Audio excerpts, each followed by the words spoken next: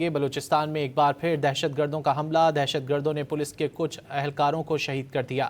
جوابی کارروائی میں 15 دہشت گرد مارے گئے۔ معاون وزیر اعلیٰ بلوچستان شاہد رند کے مطابق زیارت میں فتنہ الہندوستان کے دہشت گردوں کے خلاف کلیئرنس آپریشن مکمل کر لیا گیا۔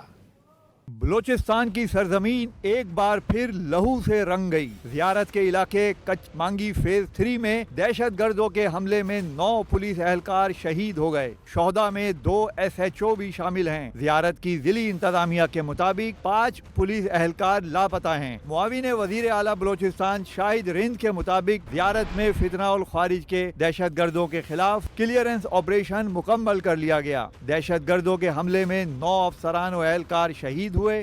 شہداء میں SHO تھانہ منگی، SHO تھانہ کاؤس و دیگر شامل ہیں۔ DSP غلام سرور سمیت 8 پولیس اہلکار بحفاظت تھانہ کاچ پہنچ گئے۔ کانسٹیبل رضوان کو بحفاظت بازیاب کرا لیا گیا۔ معاون خصوصی کا کہنا ہے کہ دہشت گردی کے خاتمے تک کارروائیاں جاری رہیں گی۔ ادھر وفاقی وزیر داخلہ محسن نقوی نے زیارت میں بھارتی اسپانسرڈ دہشت گردوں کے حملے کی پرزور مذمت کی۔